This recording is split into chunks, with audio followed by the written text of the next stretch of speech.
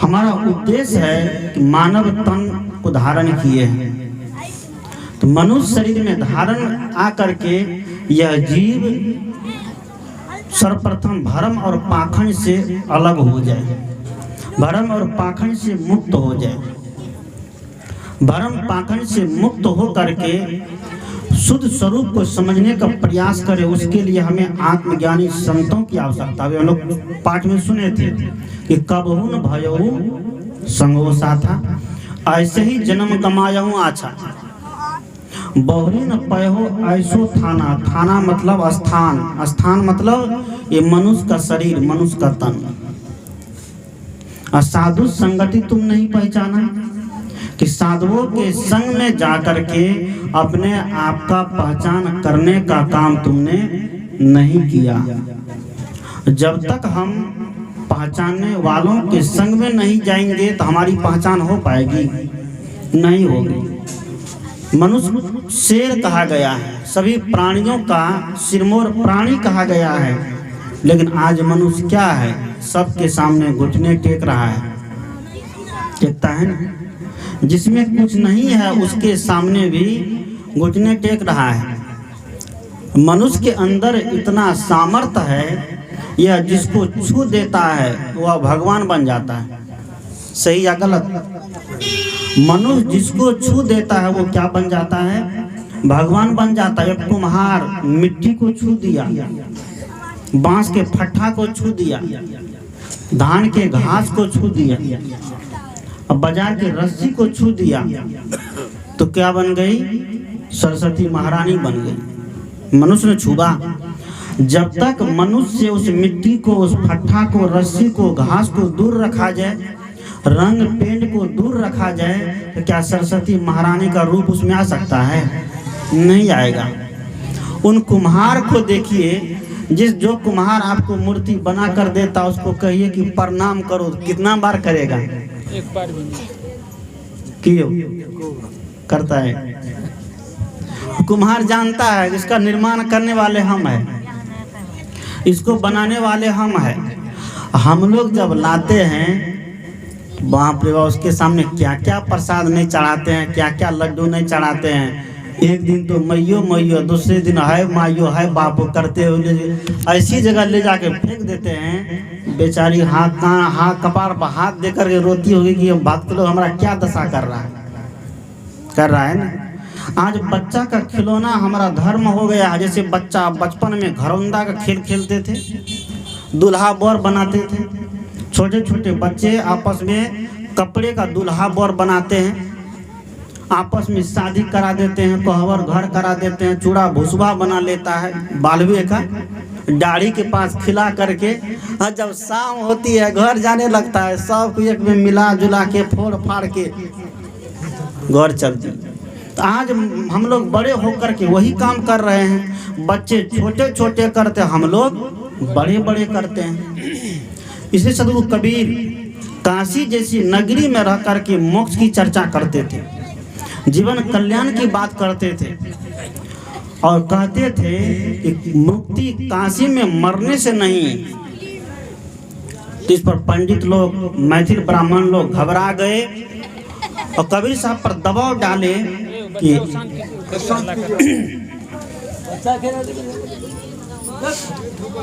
बच्चा सब शांत रहो, बैठो बैठो आराम से। ये सब यूट्यूब वीडियो बनाने वाला है, शॉर्ट वीडियो बनाता है, सबको हम जानते हैं। बैठो चुपचाप, बोलिए सदगुरु देव की। मैंने कहा कि काशी जैसे नगरी में रह करके मुक्ति की जब चर्चा करते थे तो ब्राह्मण पंडित लोग खलबला जाते थे, और ब्राह्मण पंडित ने झूठी कहानी गढ़ी, कबीर साहब को जाके दबाव दिए कि आपकी भी मौत कहाँ होगी? काशी में ही होगी। तो कहते हैं कबीर साहब ने अपना दोनों पैर दोनों हाथ काट करके बैठ गए। सदगुरु कबीर को बदनाम करने का सिस्टम देखिए, दोनों हाथ दोनों पैर काट करके बैठ गए। जब दोनों हाथ दोनों पैर काट के बैठ गए तो उनको जाना कहाँ था? कबीर साहब सोच लिए कि अब हम मुझे काशी से कहीं नहीं जाना है, क्योंकि यहीं पर मरना है। तो काल ने क्या किया, सरेसा घोड़ा का रूप धारण करके आया और कबीर साहब को अपने पीठ पर बैठा लिया और ऐसा छलांग मारा। काशी से मगहर की दूरी 250 किलोमीटर है। गोरखपुर रेलवे लाइन के पास में समीप में पड़ता है। काशी से मगहर की दूरी 250 किलोमीटर है। काल जो सरेसा घोड़ा का रूप धारण करके आया, एक ही छलांग में कबीर साहब को कहाँ पहुँचा दिया, मगहर पहुँचा दिया। बात को सुनते जाइए, अब विचार भी करिए। धार्मिक कहानी है। ये पंडितों के द्वारा कबीर पंथ को, कबीर साहब को बदनाम करने की क्या है, साजिश है। ये के छलांग में कबीर साहब को कहाँ पहुँचा दिया, जब मगहर पहुँचा दिया तो वहाँ पर कबीर साहब का शरीर छूट गया। तो कबीर साहब क्या बन गए, गधान बने। क्योंकि पंडित लोग कहते हैं कि मगहर मरे सो गधा हुए, काशी मरे मरे नहीं पावे, अंते मरे तो राम लजावे। उसने कहा कि वहाँ कबीर साहब पहुँच गए। वहाँ पहुँच करके ये सब मनगढ़ंत बातें आज शास्त्रों में घुसेड़ दिए गए हैं सदगुरु कबीर के विचारों को काटने के लिए। लेकिन जब सदगुरु कबीर का सामना ब्राह्मण पंडितों से हुआ, मिथिला के ब्राह्मण से हुआ, तब कबीर साहब ने कहा कि लोगा तुम ही मती के भौरा, ज्यों पानी पानी मिले गया त्यों धुरी मिला कबीरा। जो मैथिल को साचा व्यास तोहर मरण होए मगहर पास। अगर तुम मिथिला के सच्चे ब्राह्मण हो तो तुम्हारी भी मौत कहाँ होगी, मगहर में ही होगी। काशी में मरने से तुम्हारी मुक्ति नहीं मिलेगी। आज जगह की ऐसी महिमा बढ़ा दी गई है कि काशी में मर जाओ, मगहर में मर, हरिद्वार में मर जाओ, प्रयागराज में मर जाओ, त्रिवेणी में मर जाओ, गया में जाके पिंडदान करा दो। और अभी अभी का कलयुग का जमाना का नया तीर्थ क्या है, मनिहारी। मनिहारी में जाके तुम्हारा जला दिया जाए, मृत शरीर को मनिहारी में जला दिया जाए। और जिनको बच्चा नहीं हो रहा है, जीवच में जाके नमक चढ़ा दिया जाए। बगल में जीवच जो है, ये भी सुने, जिनको बच्चा नहीं हो रहा है वो जीवच में जाके नमक चढ़ा दे। नमक कौन सा मंत्र है, नमक कौन सा जड़ी बन गया है, बच्चों हो रहा है, उससे जीवच में जा करके नमक चढ़ा दिया जाए तो उसको क्या हो जाएगा, बच्चा हो जाएगा। ऐसा ऐसा ढकोसला हम सुनते रहते हैं। ऐसी ऐसी जगह की महिमा बढ़ा बढ़ा करके मैं जीवच एक दिन गया, बकरा चढ़ रहा था। पंडित जी बकरा काटता तो नहीं था, करता क्या था, पूरा घेर के रखा था बेरंटी लगा के, और उसमें फेंकते जाए। इधर पूजा पाठ करे, तिलक चंदन करे, ले जाके बकरा को उसमें फेंक दे, और दूसरे दिन ट्रक पर लद करके चला गया कहाँ, हलाल होने के लिए। वहाँ दिखाया गया कि हम नहीं काटते, लेकिन दूसरे दिन सबका जब्या करा दिया गया। ये धर्म के नाम पर ऐसे ऐसे पाखंड चलते हैं। सदगुरु कहते हैं कि जीव की मुक्ति होगी खुद के सुंदर कर्मों से, खुद के वासना त्याग से। जब तक ये जीव इस मानव शरीर में रह कर के वासना का त्याग नहीं करेगा तो उनको मुक्ति मिलने वाली नहीं है। क्योंकि जन्म धारण करने का मूल कारण ही वासना है। जब तक वासना समाप्त नहीं होगी तो तब तक हमारी मुक्ति मिलने वाली नहीं है। मुक्ति का मतलब है, मोक्ष का मतलब है कि मोह से छूट जाना, मोह का क्षय हो जाना ही मोक्ष है। मुक्ति की बहुत बड़ी लंबी चौड़ी व्याख्या नहीं है। मोह से क्षय हो जाना, मोह का गिर जाना। घर में रहते, परिवार में रहते रहते अगर घर परिवार के किसी भी में आपका मोह नहीं है, वहीं रह करके आप अपने आत्मज्ञान और शुद्ध स्वरूप में निवास करते हैं तो समझिए कि आप मोक्ष की स्थिति में हैं। वो कहानी बात को सुनते होंगे, पंक्ति है कि समुद्र में नाव चले तो चले, पानी में नाव चले तो चले, नाव में न पानी आने दो, और संसार में मन रहे तो रहे, मन में न संसार आने दो। पानी पर नाव चलता है, नाव पानी पर चलती है ना, नाव पानी पर चलती है। कोई आदमी कहे कि नहीं हम नाव को पानी पर नहीं चलाएंगे, हैं? रोड पर लाके चलाएंगे, चल पाएगी? पानी का नाव में चलना उसका क्या है, सिस्टम है, तरीका है। पानी से नाव को निकाल देंगे पानी से नाव को निकाल देंगे तो नाव नहीं चलेगी। उसी तरह इस संसार से हमारा जीवन चलेगा। किससे? इसी दुनियादारी से हमारा जीवन चलता है। और दुनियादारी से अगर जीवन को निकाल देंगे तो जीवन सुरक्षित रहेगा? नहीं रहेगा। इस शरीर दुनियादारी की चीज है। इस शरीर दुनियादारी की चीज रहते हुए दुनियादारी से अलग इसमें आत्मसत्ता है, जिस आत्मसत्ता के बदौलत सारा कुछ होता है। अगर उस आत्मसत्ता को हम शरीर से निकाल देंगे और तब चाहेंगे कि हमारी मुक्ति हो जाए, मोक्ष हो जाए, होगा? नहीं होगा। पानी में नाव चले तो चले, नाव में न पानी आने दो। नाव में अगर पानी आ गया तब क्या हाल होगा? आदमी डूब जाएगा ना, मर जाएगा ना। नाव डूब जाएगी, उस पर सवार व्यक्ति भी डूब जाएगा, मर जाएगा।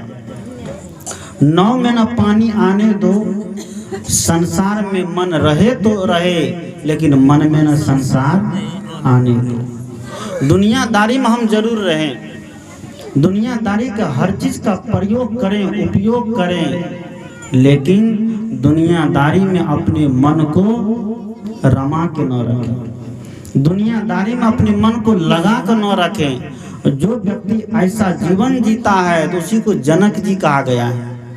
जनक जी राजपाट चलाते हुए, जनकपुर में रहते हुए, राजा तो थे ही, जनकपुर में रहते हुए राजपाट चलाते हुए वह विदेह राज कहलाए।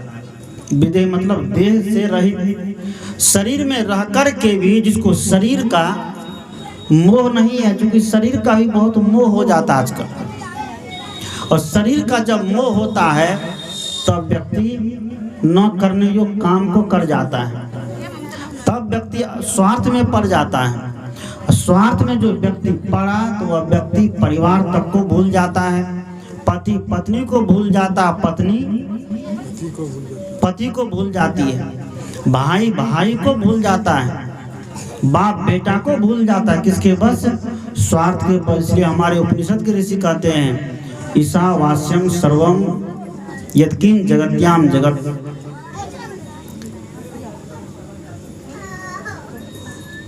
ईशावास्यम सर्वम यत्किंच जगत्याम जगत, कि पूरी प्रकृति में ईश्वर बसाने योग्य है। ये धन, ये संपत्ति किसका है? इसलिए भोग करो तो त्याग पूर्वक, भोग को भोग पूर्वक नहीं, उसको त्याग पूर्वक करना है। हमें जितना चाहिए उतना ले करके, जिस पर हमारा अधिकार नहीं उस पर जबरदस्ती अधिकार अगर हम जताएंगे तो वो भोग हो जाएगा, वो योग नहीं होगा। तो दुनिया में रहने के लिए हमें भोग के मार्ग को छोड़ करके योग की मार्ग के तरफ बढ़ना पड़ेगा। और जो भोग के मार्ग के तरफ जाता है, देखिए उसका जीवन नरक बन गया, बना है ना। राजा ययाति की कथा आती है महाभारत में। राजा ययाति कहते हैं कि भोग को खूब भोगा, लेकिन तब पर भी उसका मन नहीं भरा। जब उनका मन नहीं भरा तो पुत्र की पूरी उम्र ले लिया।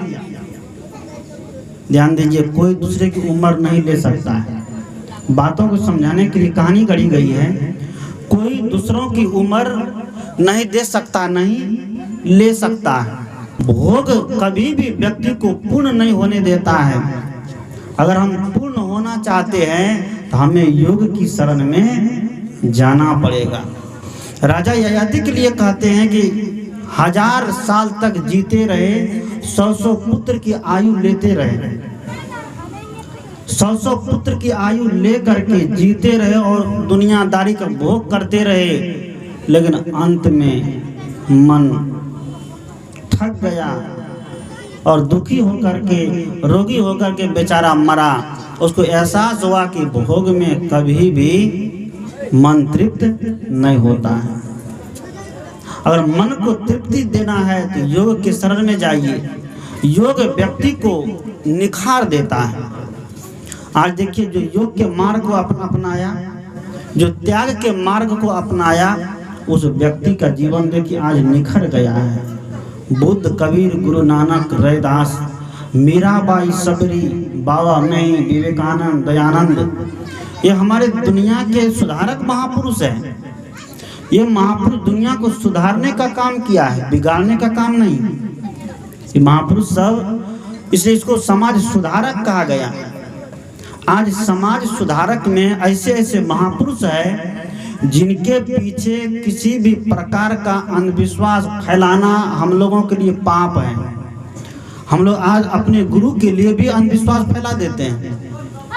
हम लोग अपने मत पंथ की दुहाई देने के लिए भी अंधविश्वास उसके पीछे फैला देते हैं। सदगुरु कहते हैं, जिस महापुरुष ने जैसा जीवन जिया है उसको हूबहू वैसा बता देना, ये उनकी महिमा कम करना नहीं हुआ, लेकिन उसके नाम पर गलत महिमा बढ़ाने के लिए, नाम बढ़ाने के लिए गलत अंधविश्वास, भरम, पाखंड को थोप देना, ये क्या है? सबसे बड़ा पाप है। सदगुरु कबीर के लिए भी यही किया गया ना। कमल के काशी लहरतारा में कमल के फूल पर जन्म लिया, ये अंधविश्वास, भ्रम फैलाया गया। सदगुरु कबीर ने खुद स्वीकार किया है कि पेट न काहू वेद पढ़ाया, सुन्नति करे तुरुक नहीं आया, नारी मोचित गर्भ प्रसूति, स्वांग धरे बहुते करतूती। सदगुरु कबीर के लिए भी अंधविश्वास फैला दिए गए। क्या? कबीर साहब का जन्म किसी माता पिता से नहीं हुआ। काशी लहरतारा तालाब में कमल के फूल पर ऊपर से एक ज्योति निकली, चिंगारी, और कमल के फूल पर आकर क्या बन गया? बालक बन गया। सुनने में कितना बढ़िया लग रहा है ना? एकदम। अब महापुरुष है तो उसको कुछ अलग दिखाएंगे तो ना कुछ बात जमेगी। अगर सीधे कह देंगे नहीं वो माता पिता से जन्म लिए, तब तो क्या हो, साधारण लोग होंगे। सदगुरु कबीर का सिद्धांत है कि इस तरह से बताना उसके जन्म के नाम पर, ये कबीर पंथ के लिए बहुत बड़ा अंधविश्वास है, बहुत बड़ा पाखंड है। वो एक महापुरुष थे, समाज सुधारक थे, और समाज सुधारक के साथ साथ संतों के सिरमौर थे, इसलिए संतों में सम्राट कहे जाते हैं। किसको? सदगुरु कबीर को। संत तो बहुत हुए, लेकिन संतों में सम्राट अगर कोई कहे जाते हैं तो कौन? सदगुरु कबीर, और कोई नहीं। उसमें भी पारक सिद्धांत का इतना मजबूत पकड़ उनके सामने। उनके बीजक को पढ़ करके देखिए तो बीजक पूरा वैज्ञानिक धरातल पर, कसौटी पर कसे हुए ग्रंथ है। कहीं आपको उसमें भ्रम पाखंड नहीं मिलेगा, कहीं अंधविश्वास नहीं मिलेगा कि जड़ी देने से निसंतान को संतान हो जाती है, वो जड़ी देने से किसी कैंसर दूर हो जाएगा, किसी का बुखार दूर हो जाएगा, किसी कुछ दूर हो जाएगा। ऐसा कोई भ्रम की बातें उसमें नहीं मिलेगी। पूरी वैज्ञानिक बात सदगुरु कबीर के बीजक के अंदर है। और सब ग्रंथों को पढ़िए तो बाप रे बाप, इतना ऊपर नीचे की बात करता है। इसलिए आज हमारे देश में शिक्षा मंत्री प्रश्न चिन्ह लगा दिए, और देश में शिक्षा मंत्री ऐसे होना ही चाहिए जो शिक्षा है ना, शिक्षा के मंत्री है। जहाँ पर गड़बड़ी हो उस गड़बड़ी पर आवाज तो उठाना ही चाहिए, चाहे किसी भी धर्म ग्रंथ हो। आज हमारे संविधान का लागू हुए कितना वर्ष हो गया? कल 74वां, हाँ कल 74वां मनाए हैं। 50 में लागू हुआ, उसको जोड़ने पर 74 होता है। हाँ, तो 50 में जो लागू हुआ तो वहाँ से आज तक 73 ही हुआ। अच्छा, जब लागू हुआ तो उसी उसको भी जोड़ना पड़ेगा ना। लागू हुआ तो अब यहाँ यहाँ है 5 आदमी, 73 वर्ष हुआ मान लीजिए यहाँ 5 आदमी है है। तो प्रभास बाबू यहाँ 5 आदमी है, गिन लेते हैं 1 2 3 4 5, हम अपने को छोड़ देंगे तब सारे 4 होगा ना। बोलिए सदगुरुदेव की। 74वां से अगर गिनते हैं तो कितना पूरा होता है? 50 से जब जोड़ के चलते हैं 74वां होता है, और उसको छोड़ के चलते हैं तब 73वां होता है। और अभी तक में संविधान का कई बार संशोधन हो चुका है, हुआ है ना, कई बार संशोधन हुआ। जो गलत अंश थे उस गलत अंश को हटा दिया गया, काट दिया गया। तो क्या धार्मिक ग्रंथ का संशोधन होना क्या पाप है? कभी पाप माना जाएगा? नहीं माना। सदगुरु कबीर ने कहा कि वेद किताब कहा किन झूठा, झूठा जो न विचारे। सदगुरु कबीर किसी वेद को, किसी ग्रंथ को, किसी कुरान को, किसी पुराण को गलत नहीं मानते। हमारे देश में कुछ लोग जो कहते हैं मनुस्मृति को जला देना चाहिए, सीधे बोलता है क्या। कुछ लोग अभी भी प्रश्न उठाया कि रामायण को जला देना चाहिए, जिसमें यह बात कह दी गई है क्या, हाँ, पूजिए विप्रशील गुण हीना और शूद्रन गुण गण ज्ञान प्रवीणा। अगर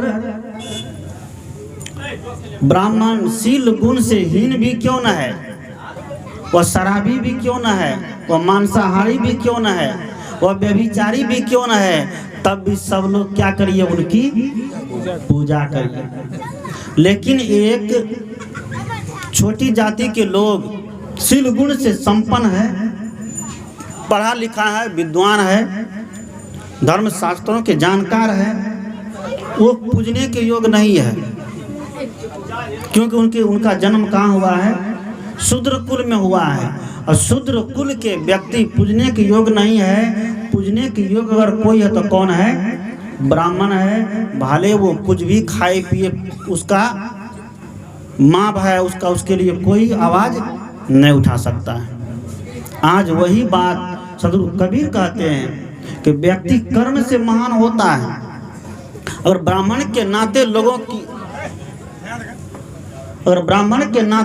की पूजा होती है तो वेद व्यास ब्राह्मण नहीं थे, क्या थे? वेद व्यास ऋषि का संतान और मछुआरिन की पुत्र है। सतवती जिसको कहते हैं, उसी को मत्स्यगंधा भी कहते हैं। मत्स्यगंधा नाम उसका, उसके शरीर से हर समय मछली का गंध आते रहे। हर समय नाव चलाती थी, मछली पकड़ती थी तो मछली गंध देवे न करेगा, उसके शरीर से मछली का गंध हर समय आवे। पराशर ऋषि और मत्स्यगंधा का जब संपर्क हुआ तो उसी से कौन जन्म लिया, वेद व्यास जन्म लिया। तो ब्राह्मण है क्या, शूद्र न है। गोढ़ी का बच्चा कौन होगा, शूद्र हुआ ना। लेकिन आज उनके नाम से व्यास गद्दी लगती है, और व्यास गद्दी पर बैठने में लोग कहता है क्या, इस गद्दी पर बैठने का अधिकार केवल ब्राह्मण को है, शूद्र को नहीं है। उसको शर्म नहीं लगता बोलते हो? जिस गद्दी पर तुम बैठे हो वह गद्दी किसका है, शूद्र की गद्दी है। अगर तुम कहते हो कि इस पर ब्राह्मण को बैठने का अधिकार है, वेद जो पढ़ते हो तुम, वेद में हमारे छोटे छोटे ऋषि, छोटे छोटे कास्ट के, आप वेदों को पढ़ कर देखिए तो मंत्र बनाने वाली हमारी बहुत सी माताएं हैं, बहुत सी विद्वान विदुषियां हैं जो वेद में मंत्र बनाने का काम किया है।